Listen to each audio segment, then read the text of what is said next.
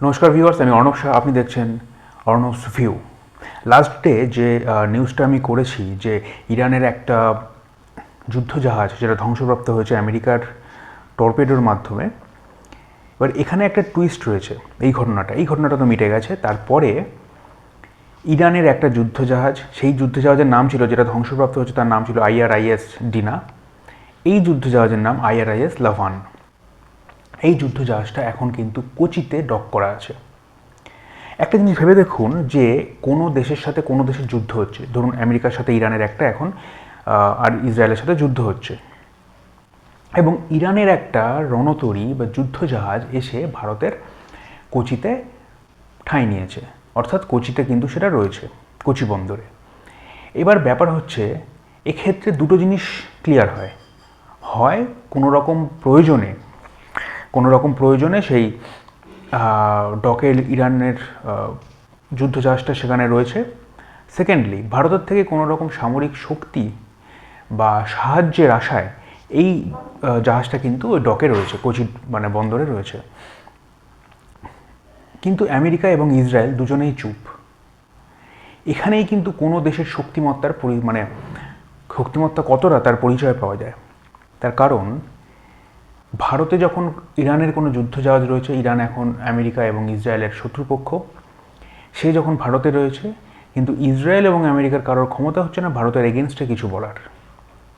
এটাই হচ্ছে ভারতের পজিশন। এই কারণেই ভারত এগিয়ে চলেছে আজকে বিশ্বে কূটনীতি এবং অর্থনৈতিক দিক দিয়ে। এবারে জয়শঙ্কর, আমাদের দেশের বিদেশমন্ত্রী, তিনি বলেছেন ইরানের যে যুদ্ধজাহাজটা রয়েছে সেটা ভারতে, সেটা একটা হিউম্যানিটেরিয়ান গ্রাউন্ডে রয়েছে, অর্থাৎ মানবতার খাতিরে রয়েছে। কিরম মানবতার খাতির? যখন কোনো যুদ্ধজাহাজ ধ্বংস হলো, যখন IRIS ডিনা ধ্বংস হলো, তখন আরেকটা যুদ্ধজাহাজ ভারতের কোচিতে এসে রইল। এবার হিউম্যানিটেরিয়ান গ্রাউন্ডে একটা ইন্টারন্যাশনাল ল আছে। যদি কোনো দেশের যুদ্ধজাহাজ সেখানে যেই থাকুক, যদি মানুষ থাকে এবং তার যদি দরকার হয়, যে কোনো দেশ থেকে ঠাঁই দিতে পারে, যদি এবং সে যুদ্ধে লিপ্ত না থাকে। সুতরাং এখানে ভারতের ওই কন্ডিশনটা কিন্তু ওই কন্ডিশনটা অ্যাপ্লিকেবল, যে ইরানের এই যুদ্ধজাহাজ কিন্তু কোনো রকমভাবে যুদ্ধে কিন্তু লিপ্ত ছিল না, এবং আমেরিকার এগেনস্টে তার কিন্তু কোনো রকম অ্যাকশান প্রুভ হয়নি। সুতরাং সেই যুদ্ধজাহাজকে ভারত কিন্তু তার নিজের জায়গায় কিন্তু অবস্থান, বা সেই জায়গায় সে যদি ভারতের কোচিতে অবস্থান করতে চায়, সে করতে পারে। এবং এর জন্য ইসরায়েল, সে কিন্তু তার বিবৃতিতে জানিয়েছে, ইসরায়েলের মতো দেশ বিবৃতিতে জানিয়েছে যে ভারত যদি ইরানকে কোনো জায়গা দিয়ে থাকে, সেটা ভারতের কোনো দোষের কিছু নেই। এই কারণে এটা হচ্ছে ভারত তার হিউম্যানিটেরিয়ান গ্রাউন্ডে করেছে। সুতরাং এটা ক্ষেত্রে কোনো দেশকে কিন্তু হেল্প করা নয়, বা কোনো দেশের পক্ষ নিয়ে কথা বলা নয়। এখানে একটা পয়েন্ট। সেকেন্ড পয়েন্ট, ইরানও কিন্তু ভারতের হয়ে কথা বলেছে এবং সে ভারতকে থ্যাঙ্কস জানিয়েছে। তার কারণ, এই বিপদের সময় যেখানে ইরান থেকে ভারতের সাদার্ন পার্ট থেকে ইরানের ডিস্টেন্স কিন্তু অনেক বেশি, সুতরাং এই জায়গাটা কিন্তু ইরান কিন্তু ভারতকে থ্যাংক ইউ বলেছে এই কারণে, যাতে এত দূরে ইরানের এই যুদ্ধজাহাজ যেতে যেতে সেটা আমেরিকার দ্বারা ধ্বংসপ্রাপ্ত হয়ে যেত। কিন্তু সেটা ভারত যেহেতু তার আশ্রয়দাতা, সেই জায়গা থেকেই ইরানও সে ভারতকে থ্যাংক ইউ বলেছে, ইরানের ফরেন মিনিস্টার। এরবারে আসি, বিশ্বে বিভিন্ন জায়গায় একটা রব উঠেছে। রবটা হচ্ছে, ভারত কি গার্ডিয়ান অফ ইন্ডিয়ান ওশান? সেটা কি সত্যি? ভারত কি নিজেকে গার্ডিয়ান অফ ইন্ডিয়ান ওশান এখনও মনে করে? তার কারণটা হচ্ছে, এক্ষেত্রে একটা জিনিস ভাবুন, ইরানের যুদ্ধজাহাজ ভারতের ইন্ডিয়ান ওশানে রয়েছে, সেখানে যদি একটা আমেরিকান জাহাজ এসে সেইটাকে ধ্বংস করে, তাহলে সেক্ষেত্রে ইন্ডিয়ার পরিস্থিতি বা ইন্ডিয়ার অস্তিত্ব একটা সংকটে চলে আসে। কারণ ইন্ডিয়ার, তার বোঝা যাচ্ছে যে actually southern part, Indian Oshane কিন্তু ইন্ডিয়ার কন্ট্রোল অতটা নেই। কিন্তু অ্যাকচুয়ালি কি তাই হয়েছে? আমি আগের ভিডিও ক্লিয়ার করেছি, এখনও ক্লিয়ার করছি, অ্যাকচুয়ালি কিন্তু সেটা হয়নি।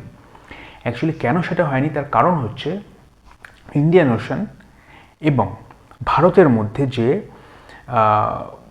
কন্ট্রোল, দুটো জায়গার মধ্যে যে কন্ট্রোল আছে, ভারত কিন্তু সেখানে সবসময় কিন্তু নজরদারি চালায়। তার ফ্রিগেট এবং তার যে সমস্ত INS বিক্রান্ত থেকে শুরু করে প্রয়োজনে আরও বড় বড় যুদ্ধজাহাজ কিন্তু সেখানে মোতায়েন থাকে।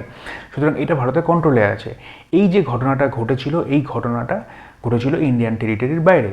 ভারতের দক্ষিণ দিকে যে ইন্ডিয়ান ওশানটা আছে, তার একটা বিশেষ জায়গা অবধি কিন্তু ভারতের মানে অংশ, তারপরে কিন্তু ভারত আর ক্লেম করতে পারে না, সেটা ইন্টারন্যাশনাল স্পেস হয়ে যায়। এবার সেখানে ইরানকে কিন্তু সেই সময় বিশাখাপত্তনমে ডক করেছিল ওই IRIS ডিনা, যেটা ধ্বংসপ্রাপ্ত হয়েছে। সেখানে কিন্তু ভারত বলেছিল যে এখানে থাকতে, কিন্তু ইরান সেটাকে অস্বীকার করে সে ভারত মহাসাগরে সেটা তখন চলতে শুরু করে, এবং বেশ কিছু জায়গা মানে বেশ কিছু ডিস্টেন্স পর যখন সেটা ইন্টারন্যাশনাল টেরিটরির মধ্যে চলে যায়, সেটা তখন ধ্বংসপ্রাপ্ত হয়। সুতরাং এখানে ভারতের কন্ট্রোল আছে কি নেই সেটা কিন্তু প্রমাণিত হয় না। আর সেকেন্ডলি, ভারতকে নিয়ে একটু বেশি মাতামাতি করা হয়, তার কারণ হচ্ছে ভারতের এখন সোশ্যাল মিডিয়া সব কিছু চলছে ভিউজের ওপর।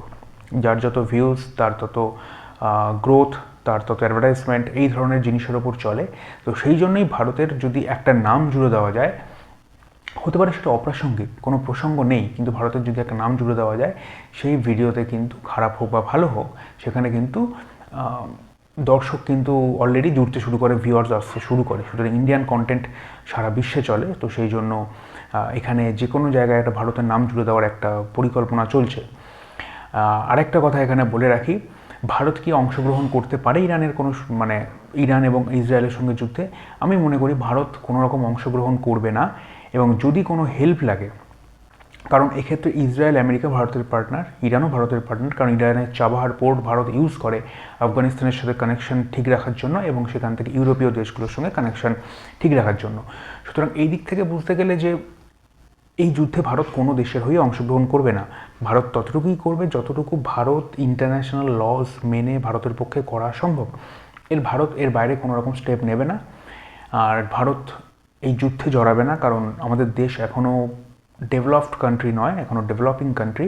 সুতরাং সেই দিকে প্রচুর অর্থ আমাদের ব্যয় করতে হয়। সুতরাং এখন যদি যুদ্ধে কোনো রকমভাবে জড়িয়ে যায় বা দেশের কোনো রকম সংকট তৈরি হয়, তাহলে সেক্ষেত্রে যে বিপুল পরিমাণ অর্থটা ব্যয় হবে, সেটা দেশের ভবিষ্যতের জন্য মানে ভবিষ্যতের জন্য একটা হেলদি ফিউচার প্রোভাইড করতে পারবে না।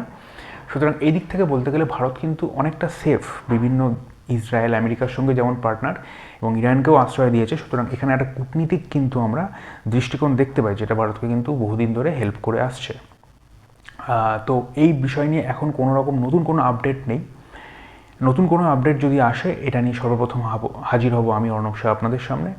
এখন এই পর্যন্ত। জয় হিন্দ, জয় ভারত।